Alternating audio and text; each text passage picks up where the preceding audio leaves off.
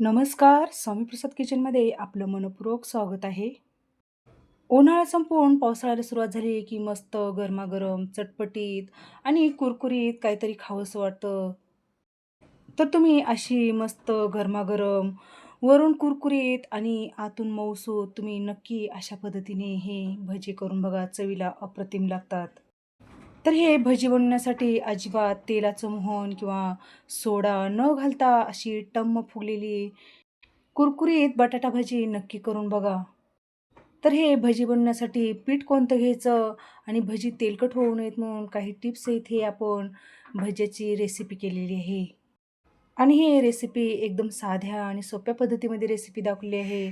तर तुम्ही नक्की ही रेसिपी शेवटपर्यंत पहा. तर बघू शकता एकदम कुरकुरीत आणि चटपटीत चवीचे आपले इथे बटाट्यापासून भजे केलेले आहेत. तर या भज्यासोबत आपल्याला एक हिरवी चटणी केलेली आहे. तर ही चटणी तुम्ही एकदाच जर केला तर तुम्ही फ्रीजमध्ये एक 3 ते 4 दिवस ठेवून आरामात खाऊ शकता. आणि अशी ही चटणी जर केला तर कोणत्याही पदार्थासोबत तुम्ही खाऊ शकता. जर तुम्ही माझ्या चॅनलवरती जर नवीन असाल, तर स्वामी प्रसाद किचन या चॅनलला तुम्ही एक लाईक, शेअर आणि सबस्क्राईब करा आणि बाजूची बेल घंटा नक्की क्लिक करा. चला तर मग वेळ न घालता आपण रेसिपीला सुरुवात करूया. तर रेसिपीची सुरुवात आपण पहिल्यांदा हिरव्या चटणीपासून करूया. म्हणजे आपण गरमागरम भजी केलं की आपल्याला त्यासोबत चटणी खाता येते. गाड्यावर जी हिरवी चटणी मिळते, तशी चटणी बनवण्यासाठी मी इथे एक मूठभर देठासहित कोथिंबीर घेतलेली आहे. देठासहित कोथिंबीर घेतलं की त्या कोथिंबीरच्या देठामध्ये स्वाद खूप असतो म्हणून आपल्याला देठासहितच हे कोथिंबीर घ्यायचं आहे. एक 3 ते 4 हिरवी मिरचीचे तुकडे घेतलेले आहेत. तर तिखटाचं प्रमाण तुम्ही तुमच्या आवडीनुसार कमी जास्त करून घेऊ शकता. त्यानंतर यामध्ये एक 3 ते 4 लसणीच्या पाकळ्या घालून घेतलेल्या आहेत. त्याचसोबत इथे एक अर्धा चमचा जिरं घालून घेतलेलं आहे आणि 2 चमचे इथे डाळवं घेतलेलं आहे. तर हे भाजलेलं डाळवं आहे. तर तुम्ही या ठिकाणी डाळवं घेण्याच्या वाटणीचं तुम्ही प्लेन जी पिवळी शेव असते, ते शेव तुम्ही यामध्ये घालू शकता म्हणजे आपल्या चटणीला दाटसरपणा येतो. तर यामध्ये आपल्याला एक अर्धा लिंबू पिळून घ्यायचा आहे. याऐवजी तुम्ही या ठिकाणी 2 चमचे दही किंवा चिंच पण या ठिकाणी वापरू शकता. त्याने पण आपली चवीला चटणी छान होते. नंतर यामध्ये चवीनुसार मीठ घालून घ्यायचं आहे. तर हे सुरुवातीला चटणी वाटत असताना आपल्याला मिक्सरला थोडंसं जाडसर वाटून घ्यायचं आणि नंतर त्यामध्ये आपल्याला एक अर्धी वाटी किंवा 4 चमचे पाणी घालून आपल्याला हे मिक्सरला बारीक वाटून घ्यायचं आहे. तर बघू शकता आपण अशा पद्धतीने हे हिरवी आपण चटणी वाटून घेतलेली आहे. तर ही चटणी तुम्हाला पातळ, घट्ट ज्या पद्धतीची पाहिजे असेल, त्या पद्धतीने तुम्ही यामध्ये पाणी घालून घेऊ शकता. तर ही चटणी समोसासोबत, वडापावसोबत किंवा सँडविच जर करत असाल, तर सँडविचला लावण्यासाठी पण ही चटणी चालते. जर तुम्ही अशा पद्धतीने ही चटणी जर फ्रीजमध्ये जर करून ठेवलात, एक 2 ते 3 दिवस ही चटणी आरामात टिकते. तर इथे आपली भज्यासोबत खाण्यासाठी चटणी तयार झालेली आहे. तर बटाट्याची भजी कशी बनवायची ते बघूया. कुरकुरीत बटाटा भजी बनवण्यासाठी इथे 2 लहान आकारामध्ये बटाटे घेतले आहेत. वजनी प्रमाणात म्हणाल तर हे 200 ग्राम कच्चे बटाटे घेतलेले आहेत.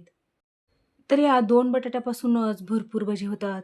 एक 2 ते 3 जणाला पुरेल इतपत हे बटाट्यापासून भजी होतात. तर आपल्याला या बटाट्यावरची पूर्णपणे सालं काढून घ्यायचं आहेत.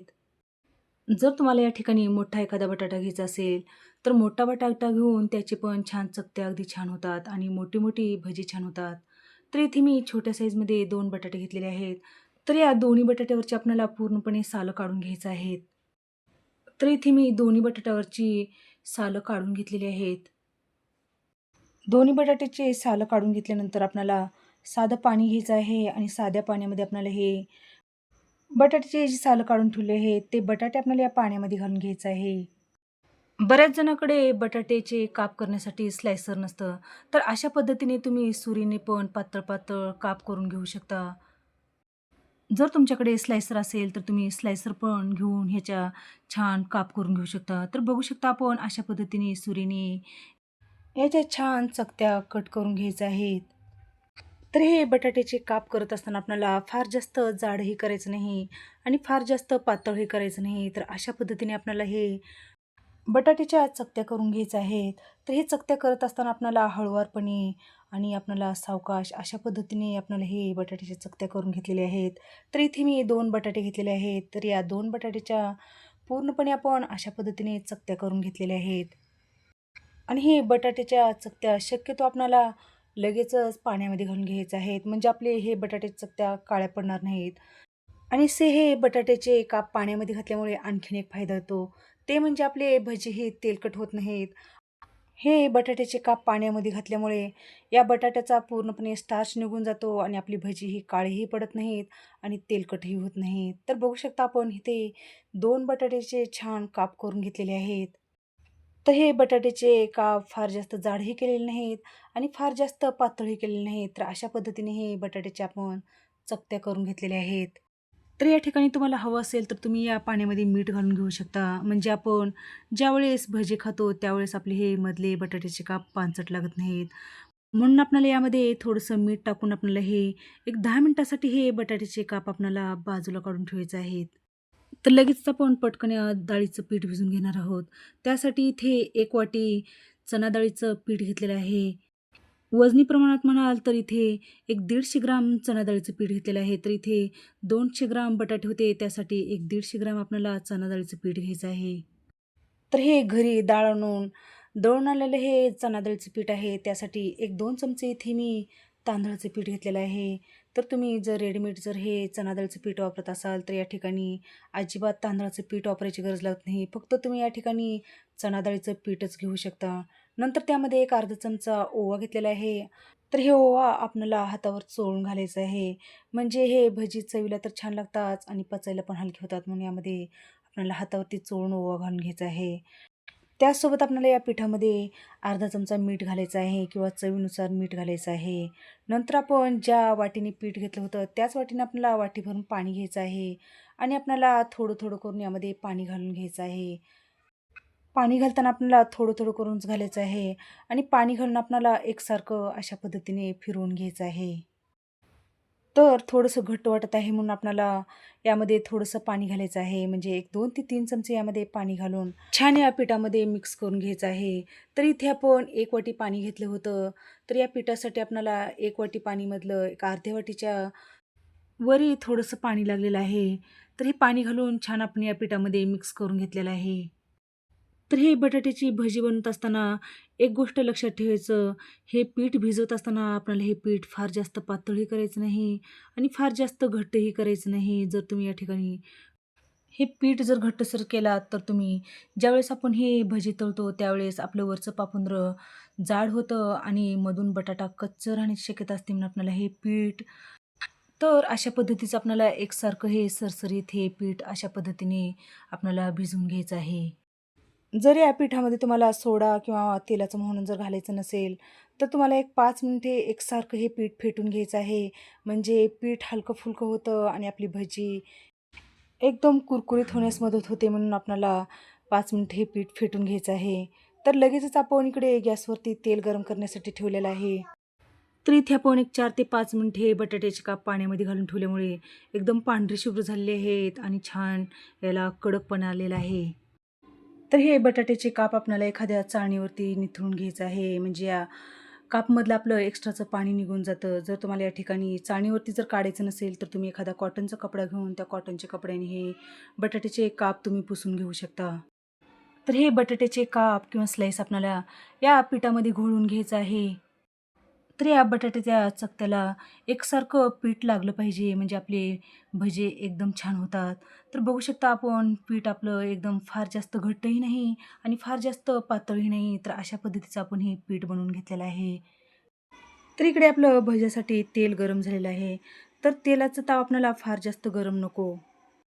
हे भजी तळत असताना आपल्याला हलकं-फुलकं तेल गरम करून घ्यायचं आहे आणि आपल्याला एक-एक करून आपल्याला या तेलामध्ये हे बटाट्याच्या चकत्या आपल्याला छान या पिठामध्ये घोळवून या तेलामध्ये घालून घ्यायचं आहे. जर आपण या ठिकाणी एकदम सुरुवातीलाच फार जास्त कडक जर तेल केलात किंवा कडकडीत केलात, तर आपल्या हे टाकता क्षणिक चकत्या आपल्या याचा डार्क कलर होतो आणि मधून कच्चं राहण्याची शक्यता असते. म्हणून आपल्याला एकदम हलकं-फुलकं गरम करून घ्यायचं आहे आणि तर सुरुवातीला या तेलामध्ये आपण एक 3 ते 4च या बटाट्याचे भजी घालून घेतलेले आहेत. तर सुरुवातीला आपल्याला मोठ्या गॅसवरच हे भजी तळून घ्यायचे आहेत. तर बघू शकता आपले हे छान या तेलावरती भजे छान तरंगू लागलेले आहेत. तर 1 मिनिटभरामध्येच आपण हे भजे छान पलटवून घेऊया. तर अशाच पद्धतीने दोन्ही साईडने आपल्याला आलटी-पलटी करून छान हे भजे कुरकुरीत होईपर्यंत, क्रिस्पी होईपर्यंत आपल्याला हे तळून घ्यायचं आहे. तर इथे एक 3 ते 4 मिनिटामध्ये आपले भजी छान तळले गेलेले आहेत. तर बघू शकता आपली ही भजी छान मस्त टम्म पुरीसारखे फुगले गेलेले आहेत. तर हे तळून घेतलेली भजी आपण प्लेटमध्ये काढून घेऊया. तर सेम पद्धतीने मी 4-4 करून अशाच पद्धतीने हे भजे काढून घेतलेले आहेत. तर बघू शकता आपले एकदम मस्त फुग्यासारखे टम्म किंवा पुरीसारखे टम्म आपले हे भजे छान फुगले गेलेले आहेत. तर हे भजी जरासे कुठे करपलेले दिसत नाहीत. इथे आपली मस्त एकदम कुरकुरीत आपली हे बटाट्याचे भजी बनवून तयार झालेले आहेत. तर इथे मी 2 बटाट्यापासून हे भजी केलेले आहेत. तर बघू शकता भरपूर भजी झालेले आहेत.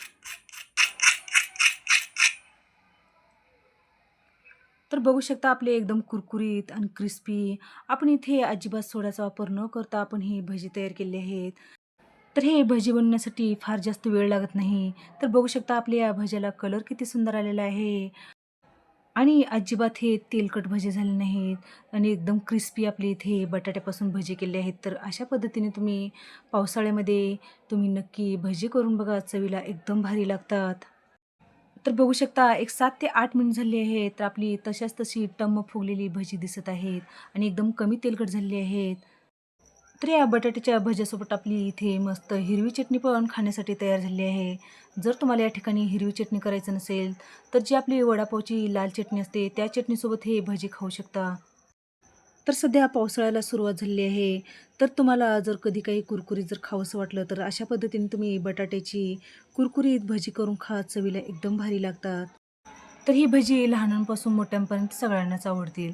तर रेसिपी तुम्हाला कशी वाटली नक्की एक कमेंट करा. तर अशाच नवनवीन रेसिपीसाठी तुम्ही माझ्या चॅनलवरती जर नवीन असाल, तर स्वामी प्रसाद किचन या चॅनलला तुम्ही एक लाईक करा, शेअर करा आणि सबस्क्राईब करा आणि बाजूची बेल घंटा नक्की क्लिक करा. चला तर मग भेटू अशाच नवीन रेसिपीसोबत. धन्यवाद.